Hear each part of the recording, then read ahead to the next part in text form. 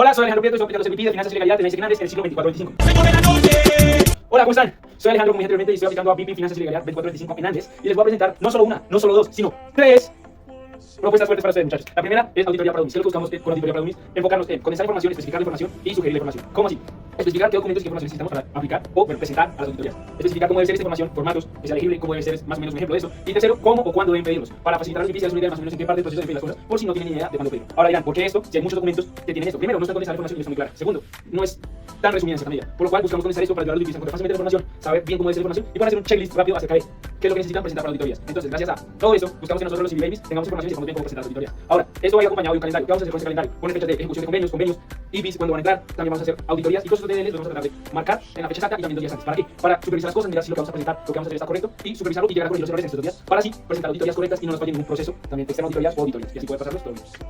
Segunda propuesta. Esta propuesta la llamamos a llenar las asambleas con las personas que vamos a ir a las asambleas porque esas asambleas no van a llevar a y todos. O sea, gobernabilidad y vamos a hacer que la gente vaya a las asambleas.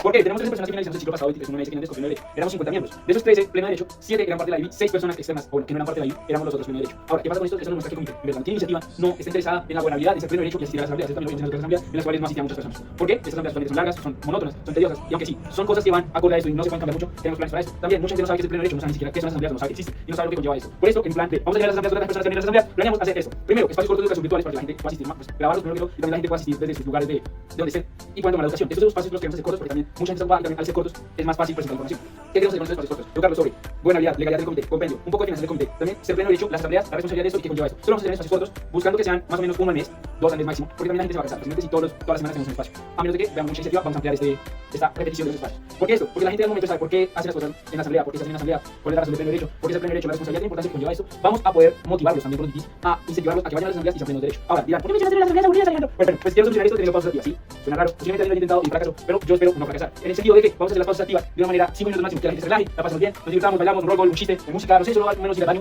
porque estas son muy monótonas seguridad normalmente las asambleas y quiero que sean un poco más dinámicas en ese sentido. También quiero hacerlas un poco más cortas porque la gente también, si tiene más cosas que hacer, no se concentre sobre la asamblea y ocupe toda la tarde de las personas, así más personas pueden llegar a tener disponibilidad para ir. Ahora, eso hará que las asambleas sean más dinámicas y simplemente la gente vaya a primera vez para ir otras. Entonces, esta propuesta se resume en espacios cortos de educación y asambleas más dinámicas. Ahora pasamos con el 3. La tercera será 1, 2, 3, el triangulito. Vamos a hacer fundraising. Sí, como escucharon, soy un VP que quiere hacer fundraising. Y la propuesta se llama, vamos a ser tan ricos como Tío Mac para contar lo que vamos a tener en fundraising. ¿Cómo vamos a hacer esto? Primero, hay varios problemas con fundraising. El primero es que normalmente fundraising depende mucho de los ingresos económicos y de los miembros del comité, llevando a depender de los ingresos económicos de los miembros del comité y explotarlos económicamente. Los miembros nos vamos a mamar diciendo, pues está sacando mucha plata y no ver muchas cosas, ¿no? Entonces, ¿cómo voy a evitar esto? Buscar también ayudar a fundraising. Bueno, primero, buscamos que con los miembros, ayudamos a los miembros, usar nuestros miembros, suena mal usar, pero es ir con ellos a vender las cosas, hacer eventos, hacer iniciativas que nos permitan recolectar cosas. Ejemplo, nos vamos a vender postres de tiramisú en el Parkway. No sé si lo pronuncio bien, pero no me importa.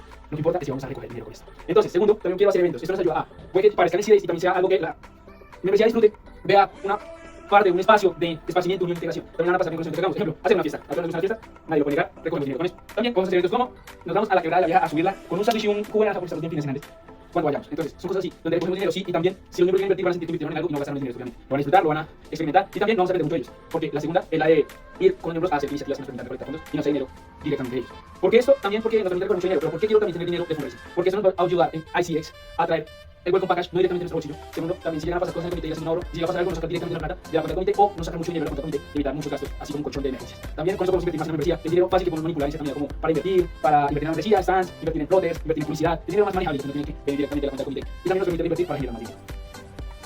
Hola, me copian, siguen aquí, sí, excelente, espero que estén acá y no se bueno, seguimos con ¿qué puedo aportar a este rol? En este rol, primero que todo, soy un nuevo perfil. Soy un perfil nuevo para este rol, para sacar un poco el estereotipo de que es una persona que sabe números, que es abogada, que sabe mucho de la legalidad, sí, pero también es un área transversal que necesita estar en contacto con las otras áreas, saber cómo está el comité, ayudar a las áreas, innovar, tener creatividad tanto para relaciones de IAR, ayudar a ICX con CRM, con IAR, ayudarlos en sus iniciativas, en cómo contactar a las empresas, UX, cómo sacar a las personas del país, ayudarlos a mejorar los perfiles, entender los procesos, entender las cifras y entender los procesos de cada área para poder ayudarlos a crecer. ¿Por qué? Porque están también para miles. Y eso es otra parte que también les quiero decir. Yo, como finanzas, espero mejorar el 100% de las cosas que dependen de mí. ¿Para qué? Para que la parte operacional esté un poco más descansada, si no llega a cumplir las metas operativas financieras.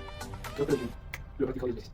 Financieras, para que el índice de finanzas no nos baje tanto. Entonces, también busco ayudar a esas áreas, por lo mismo que es un área tan transversal. Busco también innovar, aplicar más proyectos y mejorar el comité en el sentido de que no caigamos en bancarrota y nos podamos tener una piscina, muchachos, una piscina.